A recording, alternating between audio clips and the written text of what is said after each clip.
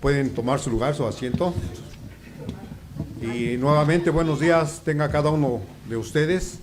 Es un gusto que hoy estamos reunidos aquí en esta mañana para deleitarnos con el Señor, lo que el Señor tiene preparado para cada uno de nosotros, ¿verdad? Y hoy es domingo, el primer domingo del mes, es el día donde tomamos la Santa Cena, donde recordamos lo que hizo el Señor por nosotros, por cada uno de nosotros. Y la Escritura dice en el libro de Isaías, dice, Isaías presenta a un Mesías que es exaltado y sin embargo despreciado, herido por nuestros pecados y un cordero llevado al matadero para nuestra expiación. Es un cuadro de uno que humildemente se sacrificó a sí mismo por nosotros. Su sufrimiento es un horrible espectáculo, pero no carente de propósito, y por este sufrimiento Él ciertamente digno de nuestra oración más sentida y devota y obediencia. Él fue lo que hizo en aquel tiempo, lo que hizo por nosotros, y hoy es el día que lo vamos a recordar, todo lo que hizo Él por nosotros. Y la Escritura en Filipenses 2 dice: haya pues en vosotros ese sentir que hubo también en Cristo Jesús, el cual, siendo en forma de Dios, no estimó el ser igual a Dios como cosa que aferrarse, sino que se despojó a sí mismo, tomando forma de siervo, hecho semejante al hombre. Hermanos, con estos versículos los invito a que hoy nos pongamos a cuentas con el Señor, ya que pues vamos a tomar la Santa Cena, y que entremos a sus atrios con manos limpias y un corazón sincero para recibir la Santa Cena en esta mañana. Amén.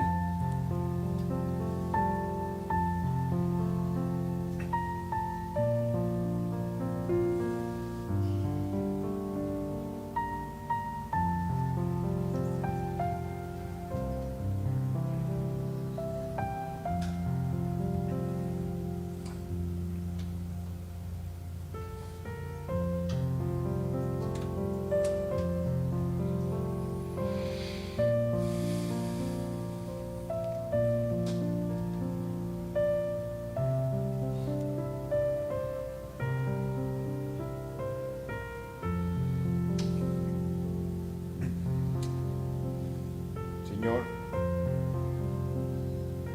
gracias te damos hoy, Señor, porque nos has permitido estar aquí nuevamente, Señor, reunidos para deleitarnos en ti, Señor, en tu palabra, Señor, en todo lo que se ha comenzado en esta mañana, Señor, hasta que termine el día, Señor. Gracias, Señor, porque eres bueno con cada uno de nosotros. Señor, y hoy te pido que perdones mis errores, mis faltas, todo lo que no te agrada a ti, Señor. Yo te pido que tú seas conmigo, Señor, que me perdones, Señor, para estar, Señor, como acabo de decir, con manos limpias y un corazón sincero, Señor, para tomar la Santa Cena en esta mañana, Señor. Gracias, Señor, por todo lo que tú haces, Señor, por cada uno de nosotros, Señor. Y, Señor, recibe la honra y la gloria, Señor,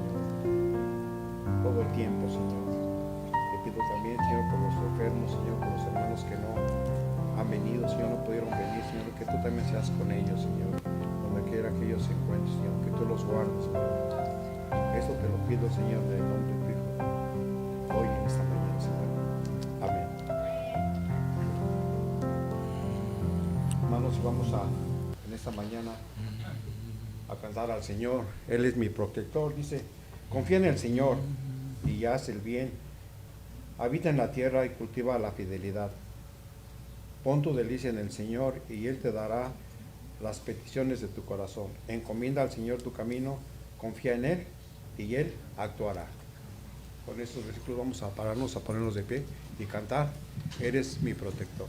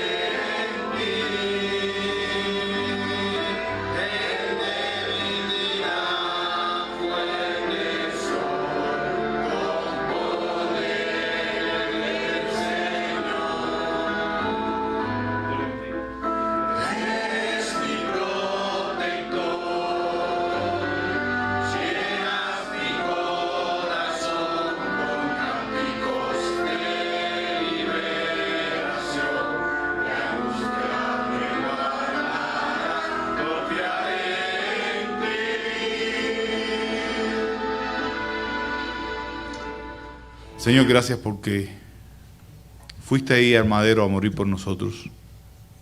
Ahí nos liberaste, Señor. Nos liberaste de la esclavitud del pecado. Nos diste, Señor, entrada hasta tu presencia. Y cuando éramos enemigos nos reconciliaste. Y ahora por tu gracia estamos acá, adorándote. Por eso te rogamos, Padre, que recibas este servicio como una ofrenda, Señor. Con sacrificios de alabanza a tu nombre. Y que también te rogamos, Padre, que tu palabra trate con nosotros. Que ella cambie absolutamente todo aquello que sea necesario en nuestras vidas. Y sobre todas las cosas, que tu nombre sea exaltado y glorificado. En el nombre de Jesús ofrecemos este servicio en honor a ti. Amén.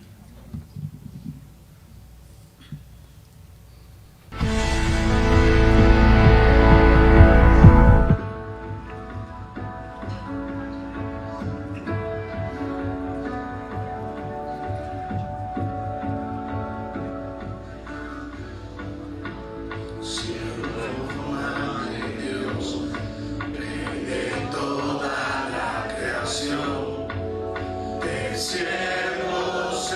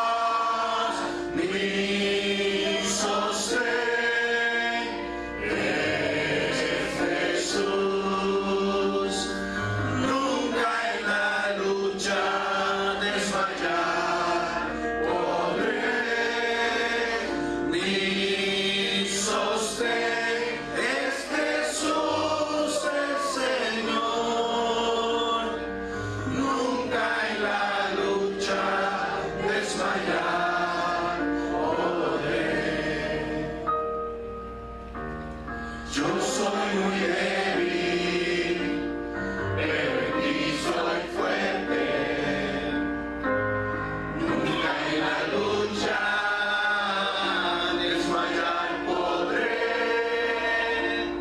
Si estás conmigo, ni a la misma muerte temeré.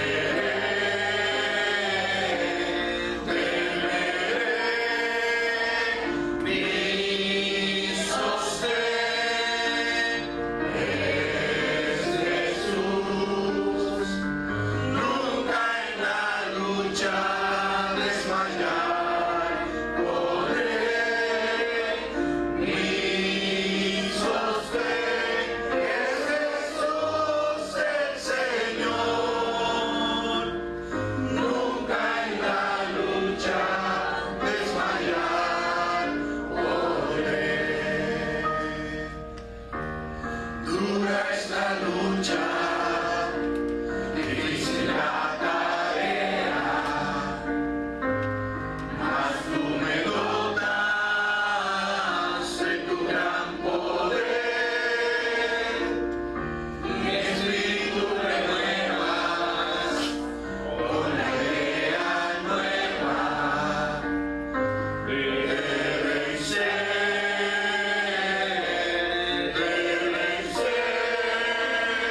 Mi sostén es Jesús. Nunca en la lucha desmayar podré.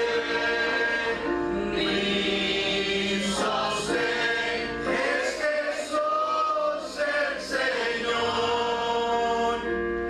Nunca en la lucha desmayar podré.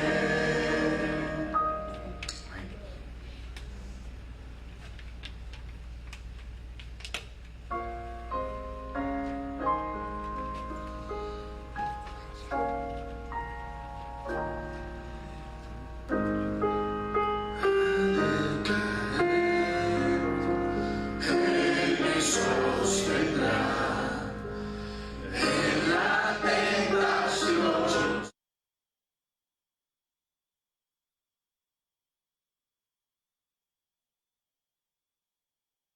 Estar de pie en la oscuridad, pues mi amor muy frágil es.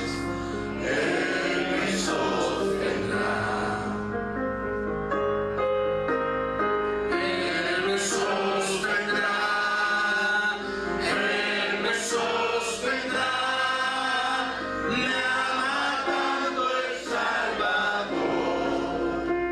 Él me sostendrá.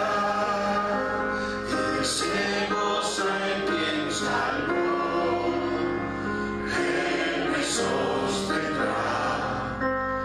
Ante el precioso sol, Él me sostendrá. Sus promesas fieles son, mi alma guardará. Alto precio Él pagó. Él me sostendrá. Él me sostendrá. Él me sostendrá. Me ama tanto el Salvador. Él me sostendrá. Él sufrió y por mí murió. Él me sostendrá. La justicia Él cumplió. Él me sostendrá. Vida eterna tengo en Él. Él me sostendrá hasta que le pueda ver. Él me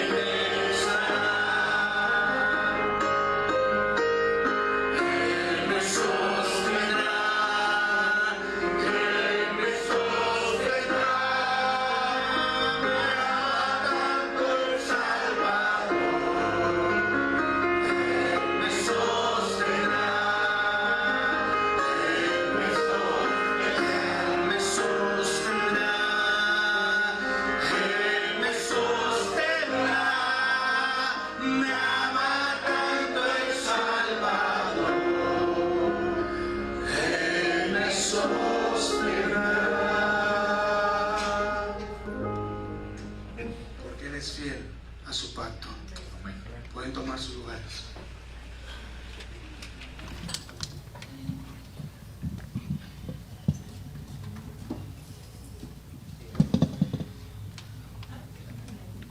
Buenos días, hermanos, el Señor los bendiga.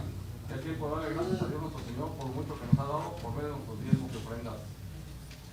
Padre nuestro, Señor, te damos gracias por permitirnos estar un día más aquí en tu casa de adoración, Señor, adorando y bendiciendo tu nombre, Señor.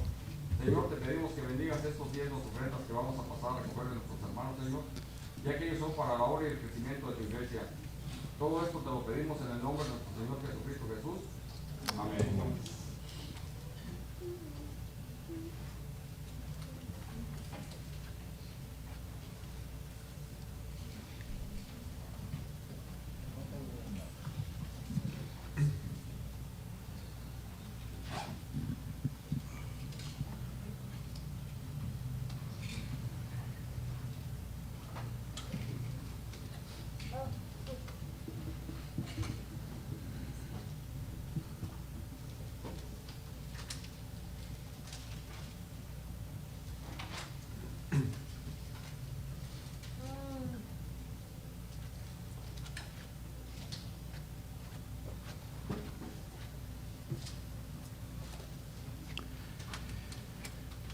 Hermanos, ahora los invito a abrir su Biblia.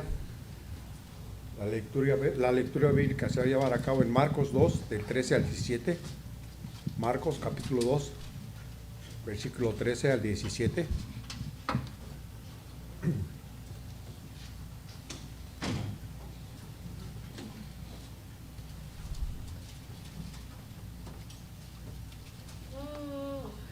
¿No lo tenemos? Amén.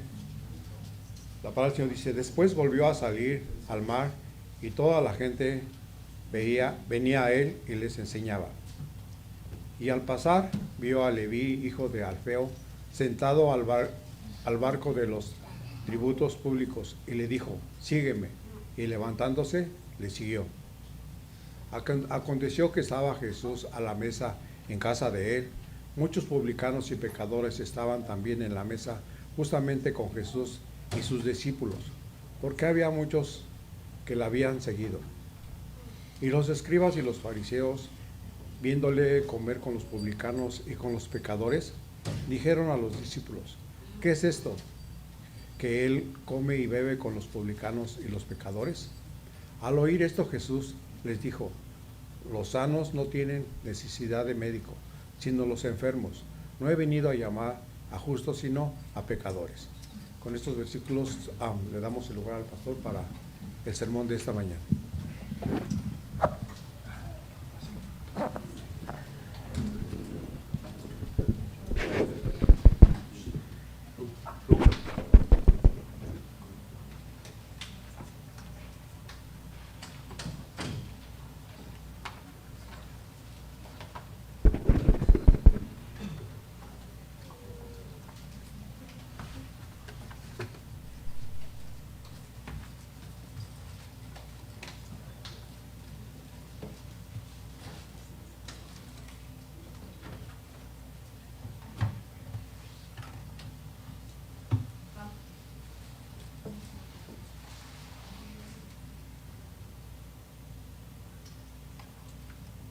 Bien, hermano, gracias a Dios por el día de hoy, por todas sus bondades, ¿verdad? Sus misericordias que son nuevas cada mañana.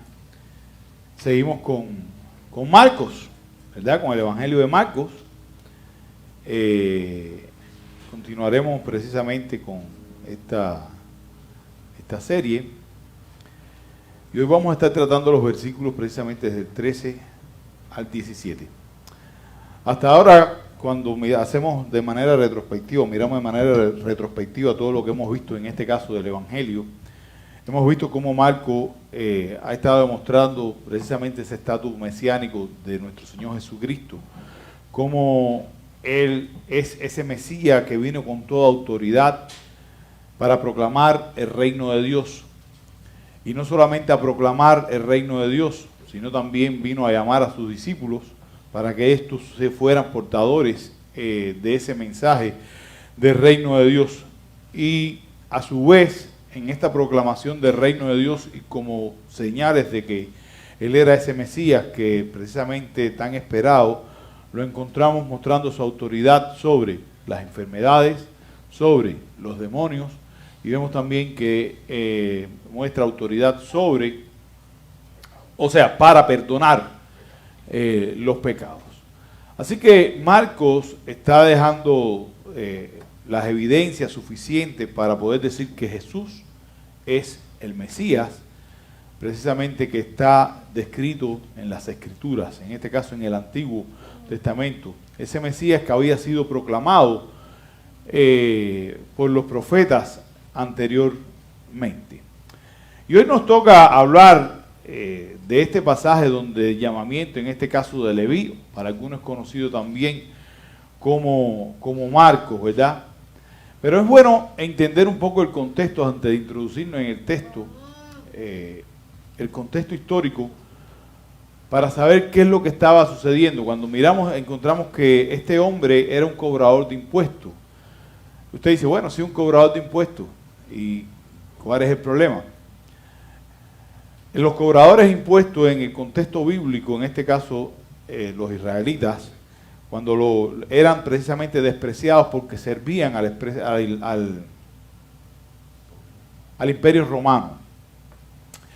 La mayoría, por no decir que todos, no, para no ser, pero sí la mayoría de todos ellos eran corruptos, ladrones, y ponían sobre el impuesto, cobraban algo más para ellos poder tomar, en este caso, sus ganancias. Todas estas cosas, todos estos argumentos hacían, en este caso, que ellos fueran precisamente despreciados. Ellos eran como una lacra dentro de esa sociedad, vamos a llamar una lacra social. Totalmente despreciado, y lo interesante, que si uno de ellos, para que ustedes tengan en cuenta cuán despreciados eran estas personas, y en este caso Leví o Mateo, no hace la acepción de las personas, no hace esa acepción. Si uno de ellos entraba a la casa de algún judío, esa casa iba a quedar impura. Tengan en mente cuál era el nivel de... Si alguno de ellos, escuchen esto, hermano, porque llegaban a grandes... la religiosidad de alguna manera hacía que los despreciaran de tal punto. E incluso los fariseos, los escribas, prohibía que cualquier persona recibiera una limosna de parte de ellos. O sea, usted estaba necesitado y alguno de ellos quería dar una limosna, estaba prohibido recibirla. Pero aún vamos a encontrar un paso más allá. Les era permitido a los judíos mentirles respecto al tema de los impuestos. O sea, no lo veían como un pecado, porque como ellos eran tan despreciables, no pasaba nada. O sea, que hoy vamos a estar mirando un texto que podemos decir que era, mirando en este caso una persona que era totalmente rechazado por su pueblo, pero también desde la perspectiva religiosa no tenía absolutamente ninguna aceptación. En otras palabras, para un judío este hombre estaba condenado al infierno. Este hombre simplemente estaba condenado. Y es en este punto donde encontramos a la persona de Jesús haciendo una diferencia. Y estos son las cosas que hacen diferente precisamente al reino de Dios. En este texto nos va a mostrar cómo Jesús llama a aquellos que son considerados pecadores, aquellos que son despreciados por la sociedad. Y de esta manera nos muestra también la naturaleza inclusiva de la gracia de Dios. O sea, Cuando estoy hablando de la naturaleza inclusiva, estoy diciendo que absolutamente todos los seres humanos, desde los más despreciables hasta los más santurrones, necesitan a Cristo. Todos. Y estas son lecciones que muchas veces la iglesia tiene que aprender, la iglesia de hoy. La iglesia, a través de los tiempos, el hecho de que está conformado por los santos, consideran que el resto ya está excluido y que no necesitan, y lo marginamos. Y no entendemos la necesidad que tiene esa persona también del Señor Jesucristo, como la tuvo usted, o como la tiene precisamente usted. Y el Señor viene a exponer precisamente, en este caso a los religiosos de su tiempo, y enseñarle lo que realmente es el reino de Dios. Y hay una verdad que va girando en torno precisamente a este texto, y es que el llamado de nuestro Señor Jesucristo, cuando Jesús llama, ese llamado es para todo tipo de personas, no para algunos. Ese llamado es para todo tipo de personas, sin importar su pasado, porque somos muy dados a juzgar el pasado de las personas, sin importar su pasado o su condición. Jesús nos muestra que Él vino a esta tierra a salvar lo que se había perdido. Y esto es lo que realmente va girando en torno a este pasaje, ¿verdad? Ahora vamos a ver cómo el Señor nos muestra esto paso a paso y hermano, es algo yo creo que como para reflexionar, porque el peligro que se corre hoy es que la iglesia sea los nuevos fariseos de estos tiempos.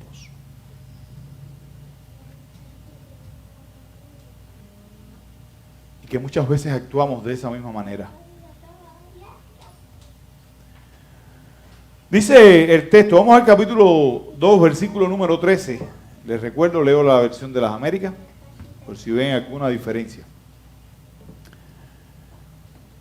Y él salió de nuevo a la orilla del mar, y toda la multitud venía a él y les enseñaba. Y al pasar, vio a Leví, hijo de Alfeo, sentado en la oficina de tributos, y le dijo, sígueme. Y levantándose, le siguió. Lo primero que encontramos acá, hermano, es precisamente ese llamamiento que hace en este caso el Señor Jesús. Jesús estaba pasando por allí, miró a aquel hombre que cuando pasaba cualquier judío o cualquier otra persona en la sociedad, lo que hacía era virar la cara, porque no eran dignos ni siquiera de su mirada.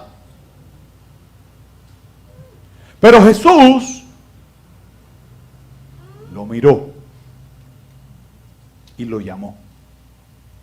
Lo vio y lo llamó. Y usted dice, bueno, sí, lo miró y lo llamó. Y yo, ¿cómo me veo aquí?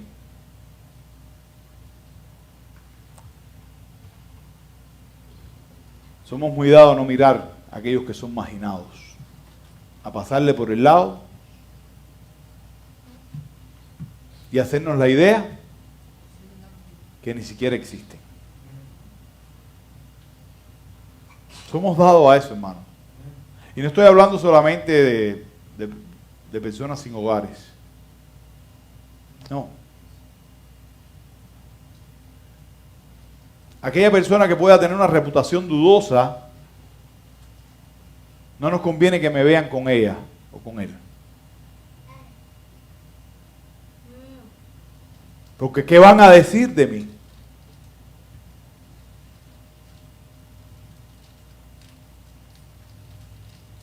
No me conviene que me acerque y le hable del Evangelio. Porque este tipo de persona lo que va es a corromper ahí la iglesia. Porque el testimonio de la iglesia tiene que estar primero.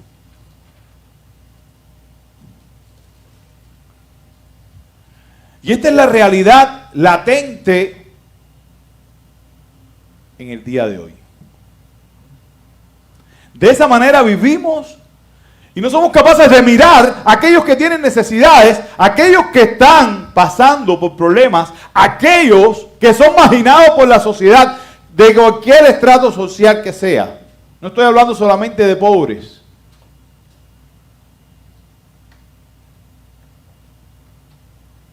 Porque no, esta gente no son para... Esta gente, como que decimos, este puede ser cristiano y el otro no. E incluso muchas veces decimos, lo que le falta a fulano para ser cristiano es creer. No, le falta todo. ¿No han oído eso nunca? ¿No han oído esa palabra? Lo que le falta a fulano es nada más creer. No, le falta todo. Hermano, tenemos que aprender a mirar hacia nuestro alrededor y mirar quiénes son las personas que tienen la necesidad del Evangelio. ¿Y quieren que le diga algo? ¿Quieren que le diga algo? Todos los que ustedes miren van a tener esa necesidad. Absolutamente todos.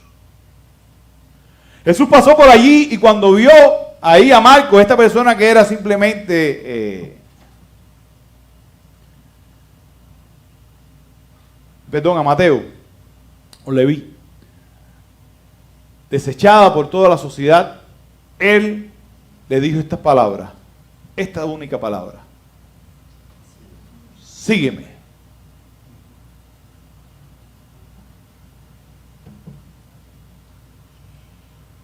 Aquel hombre que nadie quería fue aquel que Cristo quiso llamar.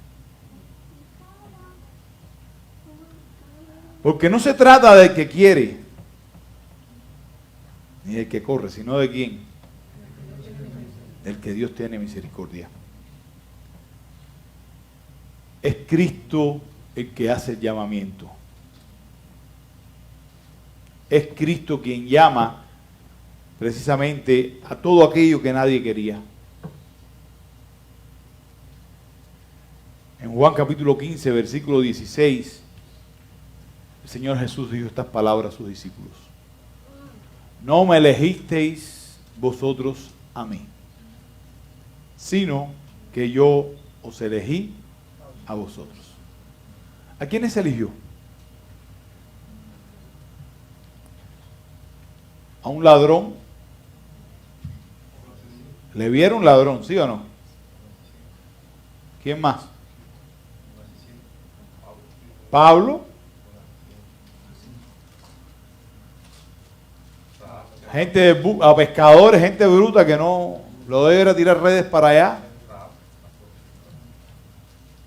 ¿A quién escogió?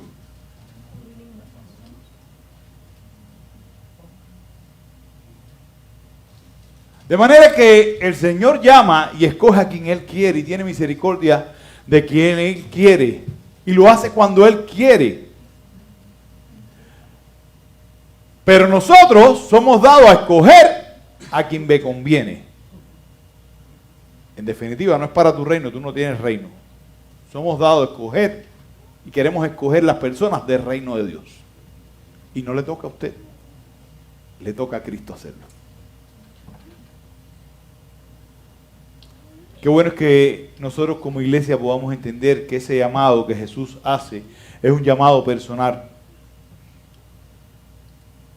Él llamó personalmente a un pecador y le dijo que le siguiera. Y esto nos muestra que Jesús hacía las cosas más allá de la apariencia. Muchas veces actuamos para apariencia. Jesús no quería aparentar nada. Si quisiera aparentar, él hubiera pasado por el lado en este caso a Leví o Mateo, y no lo hubiera mirado. ¿Haces tú las cosas por apariencia? ¿O realmente te preocupas por ser un mensajero del reino de los cielos? ¿Cómo lo haces? ¿Mira a quien te conviene o no? Pero algo más interesante que, y desafiante a su vez,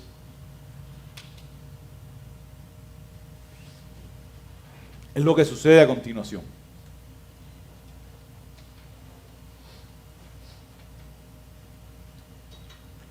Después que le dijo, sígueme, ¿cuáles son las palabras que trae Marcos?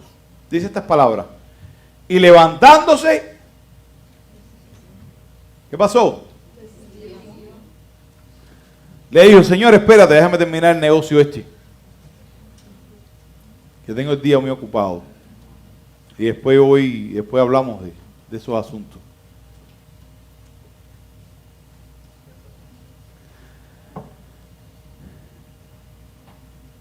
Hermano, le siguió sin dudarlo. Sin importar en lo más mínimo todo lo que podía traerle esto como consecuencia. Por lo tanto, cuando Jesús llama a alguien, el llamado, la respuesta al llamado tiene que ser sin condición. Una respuesta incondicional y dispuesta a renunciar absolutamente a todo por tal de seguirle. Porque eso es lo que hace un discípulo de Cristo. Le sigue y está dispuesto a renunciar a todo por tal de seguirlo. Cada uno tiene un contexto diferente, yo entiendo eso. Pero siempre surge la misma pregunta. ¿Estás dispuesto a renunciar a todo por tal de ganar a Cristo? No en su mente, quiero que lo vean en su vida práctica. El mismo Señor en Lucas capítulo 14, 33 dice, así pues, cualquiera de vosotros que no renuncie a todo lo que posee, no puede ser mi discípulo. Pregunta, ¿es usted un discípulo de Cristo? No me digan amén. No quiero oír amén. Mire a ver si usted está dispuesto a renunciar, y cuando usted tenga eso claro, entonces dígale al Señor, Señor, yo soy tu discípulo, yo te voy a seguir. Porque la fe se trata más que de intelecto. La fe es aquella que mueve a acción. Este hombre simplemente, Jesús lo llamó y él le siguió y estuvo dispuesto a seguirle al punto que fue uno de sus discípulos, de sus 12 apóstoles. Estuvo dispuesto a perder, oigan lo que voy a decir ahora, su situación financiera, ¿sí o no? De hecho la perdió, ¿no? ¿Se dan cuenta lo que implica ser un discípulo de Cristo? ¿Se dan cuenta cómo nosotros tenemos que profundizar un poco más en lo que las Escrituras muchas veces nos dice, que lo vemos tan como una historia muy romántica diciendo, ay, lo llamó y él respondió y lo dejó todo? No. Ahí hay una verdad que tiene que aplicarse a su vida. Estoy yo dispuesto, porque si no esa palabra se queda así como que... No, aquí hay un llamado a nosotros también. Estamos dispuestos a renunciar absolutamente a todo, si un día llega, por tal de ganar a Cristo, por tal de seguirle. ¿Qué estás dispuesto a sacrificar por Cristo, hermano?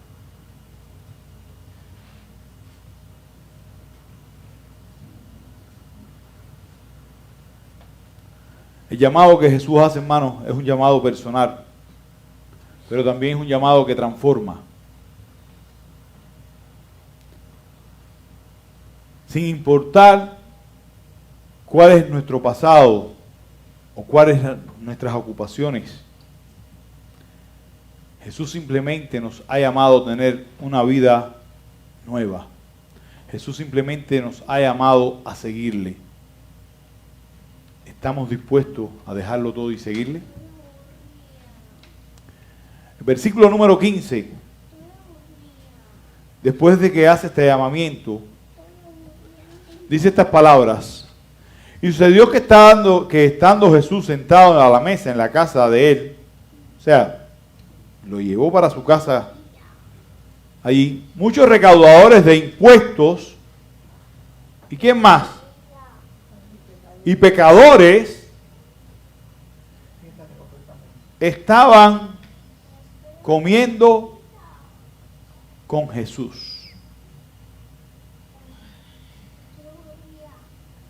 Porque había muchos de ellos que le seguían.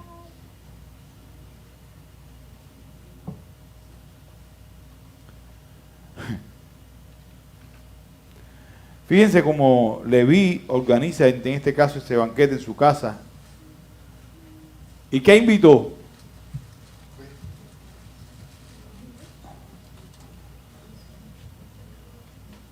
A hombres que tenían la misma necesidad que él.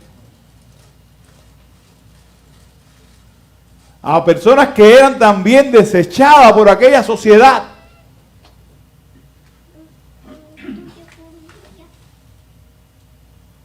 Él no dijo, ya yo me salvé, óyeme, desde lejos. No, los invitó. Pero lo más interesante en todo esto es que Jesús se sentó en aquel banquete, hermano. Se sentó a comer con los pecadores, el santo, el Hijo de Dios, el creador del universo, el justo. Se sentó y comió con los pecadores, con lo desechado de la sociedad, con ladrones. Se sentó y comió con ellos.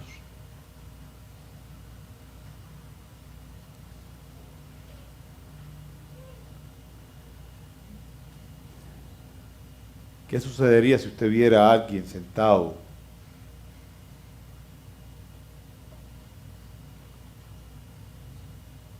con esta reputación? O sea, que usted estuviera en una reunión donde todas las personas que estuvieran reunidas ahí tuvieran este tipo de reputación. ¿Cómo usted vería si alguien estuviera así, haciéndolo? ¿Cómo lo vería, hermano?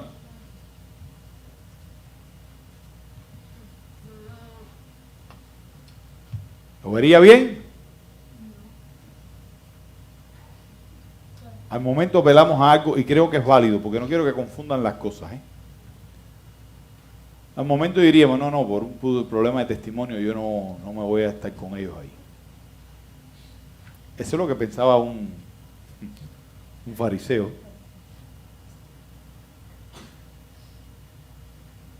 El hecho de que Jesús estaba ahí, estaba con una misión y un propósito. Es la otra parte de la moneda que hay que enseñar, ¿ok? Había un propósito en todo esto. Jesús no estaba sentado porque estaba siendo partícipe, sino que él era el que estaba enseñando. Jesús no estaba siendo influenciado por toda esta gente. Él estaba enseñando a toda esta gente. No voy a hacer que de aquí usted se me salga ahora y se me vaya para... Y diga, no, como el pastor dijo que hay que reunirse. Sí, pero para hacer las cosas diferentes. O sea, para hablar del reino de Dios, porque esas personas necesitan del reino de Dios. ¿Entienden la dinámica?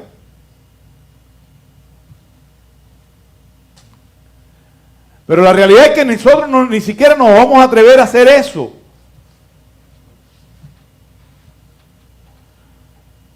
Porque decimos en nuestra mente, si me ven no van a creer que yo estoy hablando de Cristo aquí. Van a pensar que yo soy partícipe de toda esta fiesta. ¿Verdad o mentira? ¿Es cierto lo que estoy diciendo, hermano, o no? ¿Pensamos así o no? Sí. Sí, pensamos así.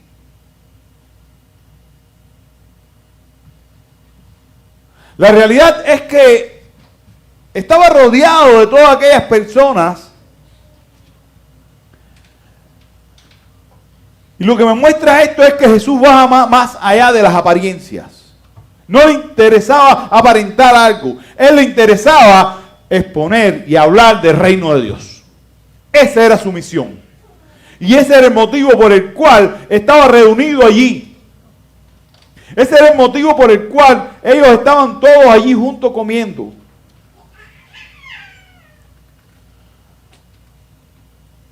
Porque las escrituras nos dicen, hermano, en Lucas 19:10, porque el Hijo del Hombre vino a buscar y a salvar lo que se había perdido. Y esto es una verdad que no quiero que pierdan nunca de vista. Y es una palabra que se ha mal usado en estos tiempos y no quiero que la malinterprete. Pero la iglesia tiene que ser inclusiva. El término inclusivo suena un poco feo, ¿verdad? Por todo lo mal que se ha manejado. Pero la iglesia es inclusiva. Dentro de la iglesia hay ladrones que necesitan a Cristo. Hay mentirosos que necesitan a Cristo. Adúlteros, fornicarios, homosexuales.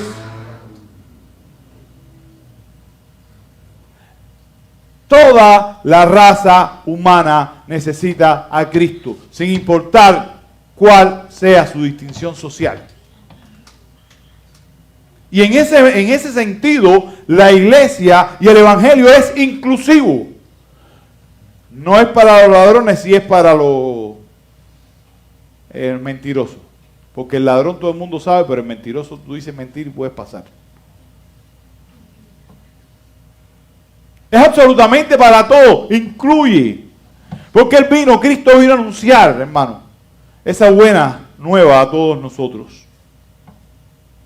A romper todos los muros. Y poder tener entrada hasta el Padre. Él vino a romper todos los esquemas que el ser humano se ha creado.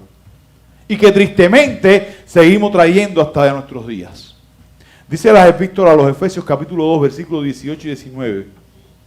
Y vino y anunció la buena nueva de paz a vosotros que estabais lejos y a los que estaban cerca, porque por medio de él, los unos y los otros tenemos entrada por un mismo espíritu al Padre.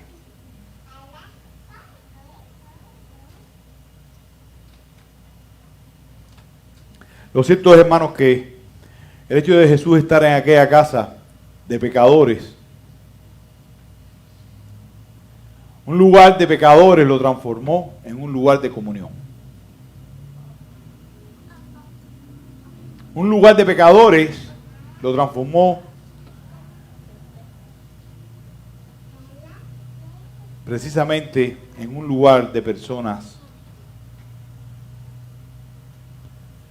que habían sido perdonadas. Jesús no se aleja de los pecadores, no te alejes tú tampoco, hermano. Jesús aleja. Jesús cuando llegaba predicaba el llamamiento de arrepentimiento. Él cuando veía un pecador le decía, no, quédate bien lejos que estamos. No. Le decía, necesitas arrepentirte. ¿Qué haces tú hoy?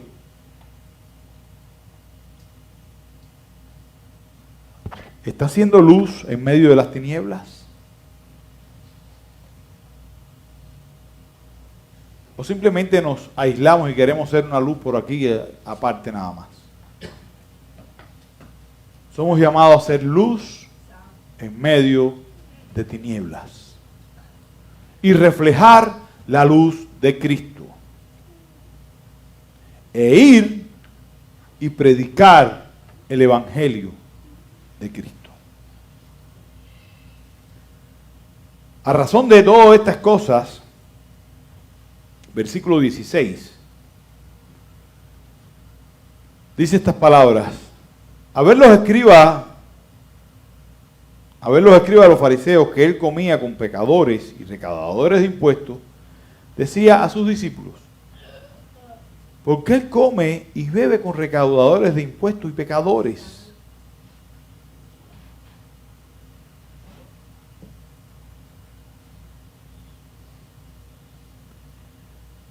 ¿Se parece esto, verdad? ¿Por qué hace esto?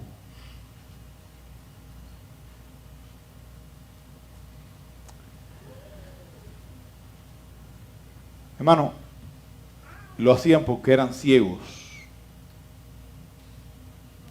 y religiosos. Para ellos estaba establecido un modo de vida y el legalismo no le permitía entender lo que era el reino de Dios. El legalismo en ocasiones no, el legalismo en todo momento trae corrupción sobre la iglesia. Y es una corrupción que va adentrándose poco a poco. Porque parece ser algo bueno, pero detrás de todo no está la gloria de Cristo, sino el criterio humano. Que el legalismo no sea algo que nos afecte. Antes bien, que nosotros como creyentes precisamente seamos expositores del reino de Dios. Que llevemos a otras personas a conocer a Cristo.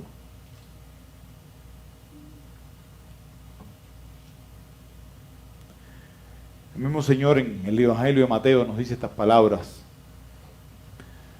hay de vosotros, escribas y fariseos hipócritas, porque diezmáis la menta y el eneldo y el comino, y dejáis lo más importante de la ley: la justicia, la misericordia y la fe. Oseas 6, versículo número 6. Porque misericordia quiero, y no sacrificio y conocimiento, de Dios más que holocausto. ¿Qué es lo que usted anhela hoy? El legalismo, hermano, tiende a excluir, a juzgar. Sin embargo, nuestro Señor Jesús nos muestra un camino de salvación, de expiación, de aceptación, de inclusión. Debemos de evaluar nuestras actitudes, asegurarnos de que no estamos actuando como los fariseos, sino que estamos mostrando la gracia de Dios a otras personas. Que somos portadores del mensaje de la gracia. Eso es lo que tenemos que hacer.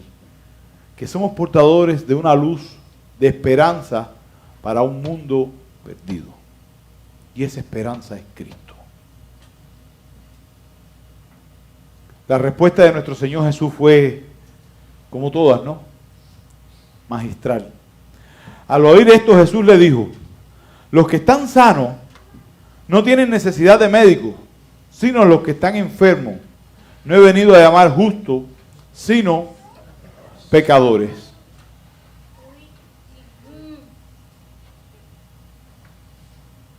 Dice la primera carta de Timoteo, capítulo 1, versículo 15, estas palabras: palabra fiel y digna de recibir por todo, que Cristo Jesús vino al mundo para salvar a los pecadores. Y decía Pablo, de los cuales yo soy el primero. O sea, que no se crea fuera del resto. Usted también es un miserable pecador. Y un día fue rescatado por Cristo. Por tanto, no excluya a personas que usted cree que cometen más pecado que usted. Porque no es cierto. Usted también fue perdonado y fue regenerado.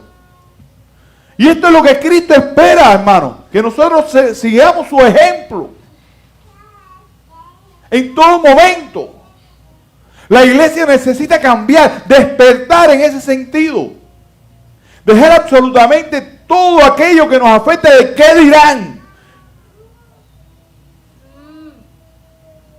Y ir con el mensaje de salvación a aquellos que nosotros muchas veces decimos que son pecadores.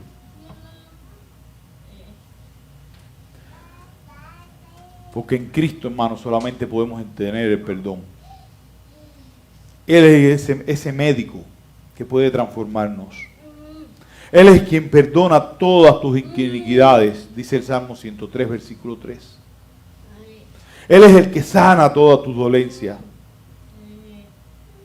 Jesús nos recuerda que su misión es redimir aquello que se había perdido. Y esto es lo que Marco está dándonos a entender. Él vino a redimir. Él vino a rescatar aquello que se había perdido. Nuestra misión hoy como iglesia es precisamente llevar el mensaje y ser ese hospital espiritual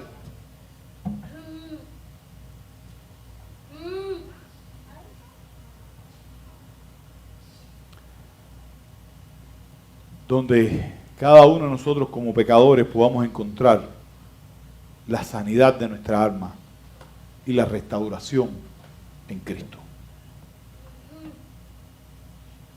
La iglesia necesita saber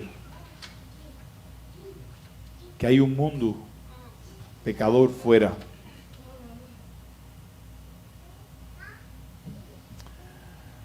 Hermano, el tema central de este pasaje es el corazón de Dios para la gente y su llamamiento de salvación para todos los que respondan en fe.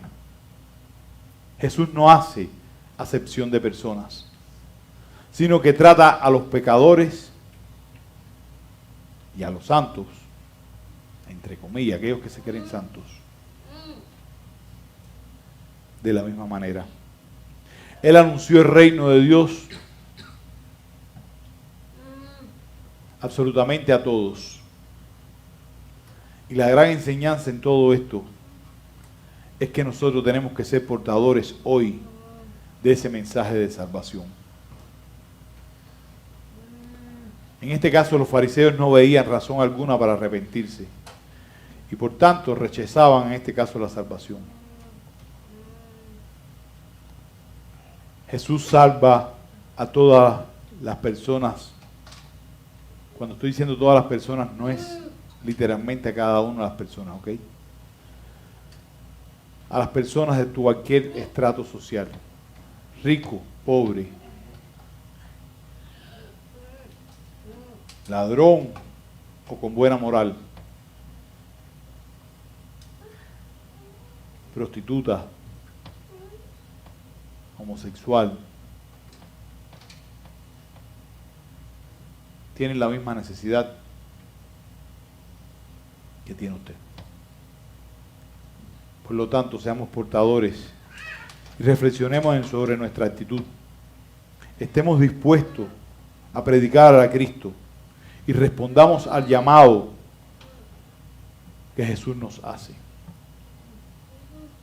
Dejemos a un lado la hipocresía y seamos la iglesia de Cristo. Que Dios le bendiga, hermano, y que podamos ver en cada una de estas enseñanzas que el Señor nos trae en su palabra algo más que una historia para el domingo.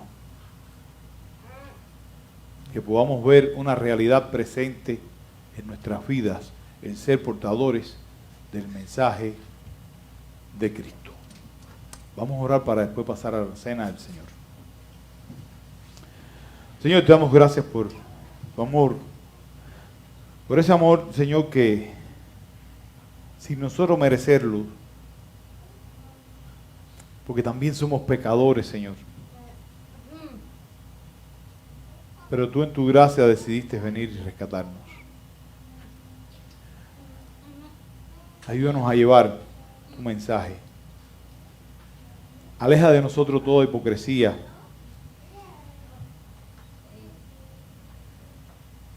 Y darnos las fuerzas para poder ser un reflejo de tu evangelio. Recibe tú toda la gloria. Prepáranos ahora en este momento, Señor, después de haber sido confrontados por tu palabra, para participar de la cena, Señor, recordando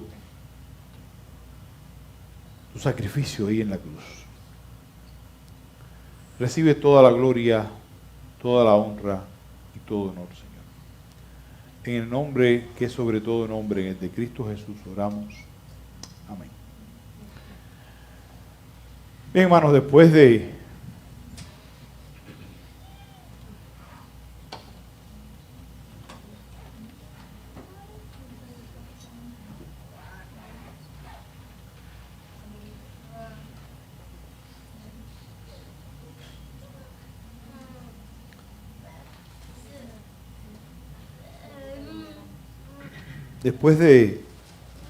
haber escuchado la palabra del Señor, hoy vamos a disfrutar de un tiempo también especial. Es la cena del Señor.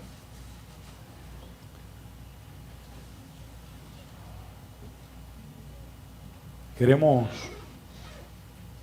recordar que todos aquellos que han sido bautizados en el nombre del Padre y del Hijo y del Espíritu Santo, por invención, y están a plena comunión con el Señor, están invitados a tomar la cena. Recuerden esta palabra, esta última frase, y están a plena comunión con el Señor.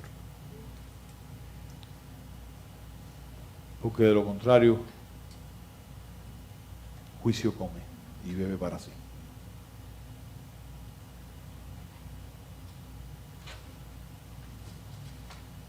Las Escrituras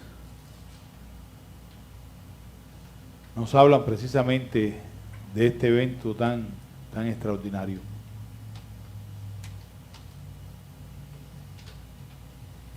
Que es la cena del Señor.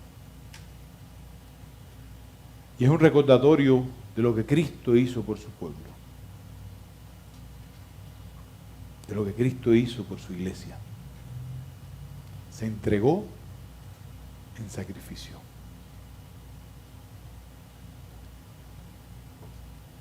El Señor dejó como ordenanza recordar precisamente su muerte, pero también recordar su venida. Cuando leemos las Escrituras, encontramos que cada uno de estos elementos, en este caso el pan y el vino, no son un recordatorio de la cruz, de su sufrimiento. El pan es un recordatorio de que su cuerpo fue partido en favor nuestro. El vino nos recuerda su sangre derramada para expiación de nuestros pecados. Ambos nos llevan ahí a la cruz. A esa cruz donde Él se entregó en favor de su pueblo. Estos elementos entonces nos llevan a recordar lo que costó mi salvación. Hoy hablábamos de lo que había costado que las Escrituras llegaran a nuestras manos, el valor que tienen las Escrituras. Cómo habían personas que habían muerto por que hoy tuviéramos las Escrituras y la manera que la menospreciábamos. Ahora estoy hablando del valor que tiene la salvación. recordándole que su salvación costó el sacrificio del Hijo de Dios. Para que no lo tomemos en vano.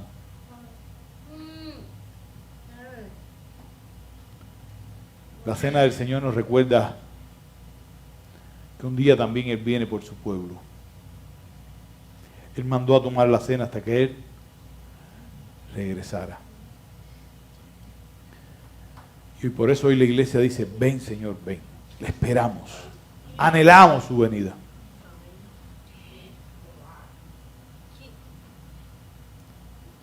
La cena del Señor también nos recuerda, hermano, algo que es importante. Y es la comunión de su pueblo. Que todos somos un cuerpo y que Cristo, nuestro Salvador y Redentor, nuestro Rey, es la cabeza.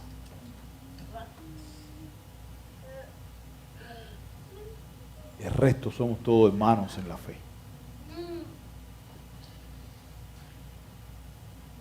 Por lo tanto, tomar la fe cena es un privilegio que tenemos. Tomar la cena me recuerda que formo parte de ese nuevo pacto en su sangre ahora. Esa es la cena del Señor.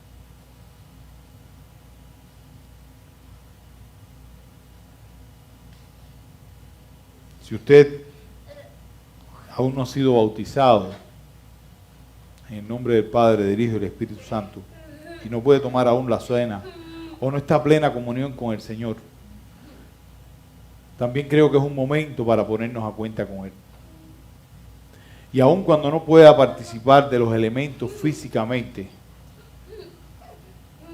le animamos a que dé un paso más de fe y arregle su comunión con el Señor. Y pueda participar de esa cena.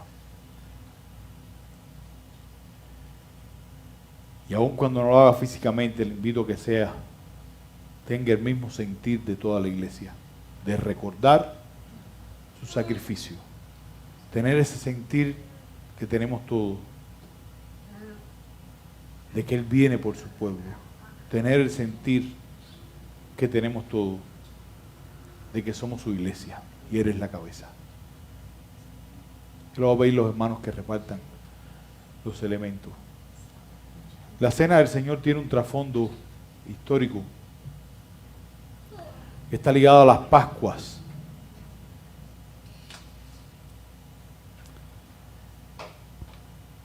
Cuando Israel fue liberado de la esclavitud, el Señor mandó a celebrar las Pascuas.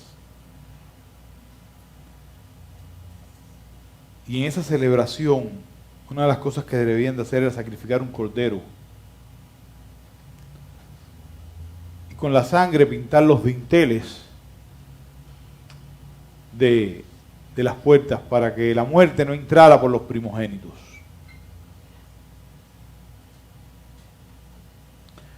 Jesús es nuestra Pascua. Jesús fue quien nos liberó a nosotros de la esclavitud del pecado. Jesús con su sangre ha pintado nuestros dinteles, los dinteles de nuestro corazón, y ahora ya la muerte no tiene poder ni autoridad sobre nosotros.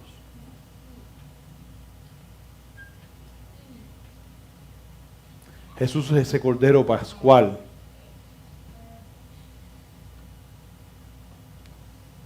que nos da entrada al reino de los cielos.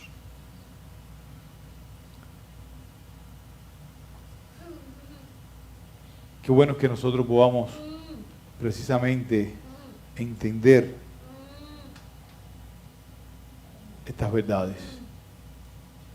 Que la cena no es un acto vano y sin significado,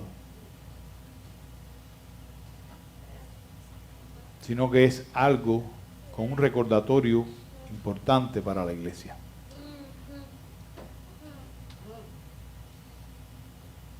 Y algo digno para tomar precisamente con toda limpieza y santidad ante Él.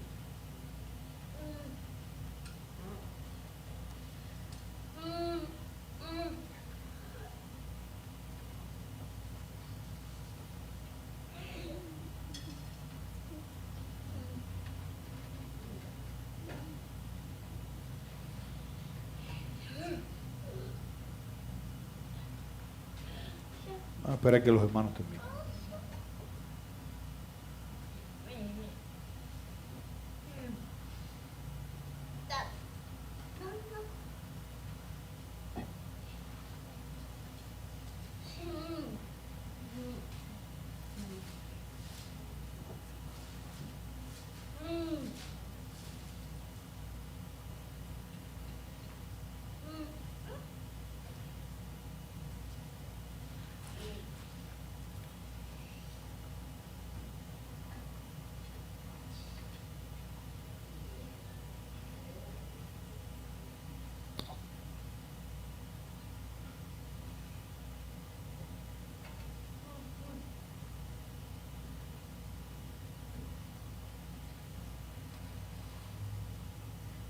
El apóstol Pablo le escribía a los corintios y decía estas palabras: yo he recibido lo que el Señor, lo que también os he enseñado.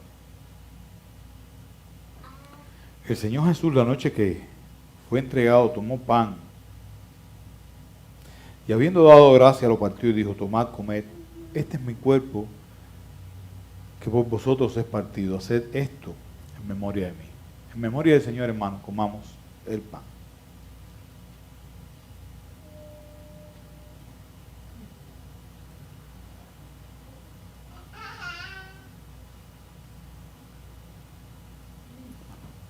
Padre, gracias porque una vez más estamos recordando tu muerte y tu crucifixión, Señor, por culpa de nuestra parte de cada uno de nosotros. Gracias por ese favor inmerecido que te hiciste ahí en la cruz por cada uno de nosotros.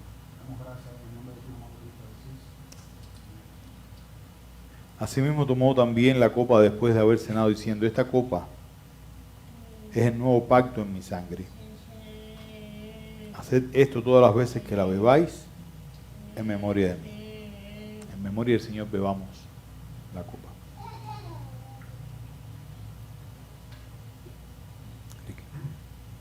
Señor, gracias nuevamente te damos, Señor, la honra y la gloria, Señor, porque tú, Señor, fuiste crucificado, Señor, golpeado y derramado tu sangre, Señor, por culpa de nuestros pecados, Señor.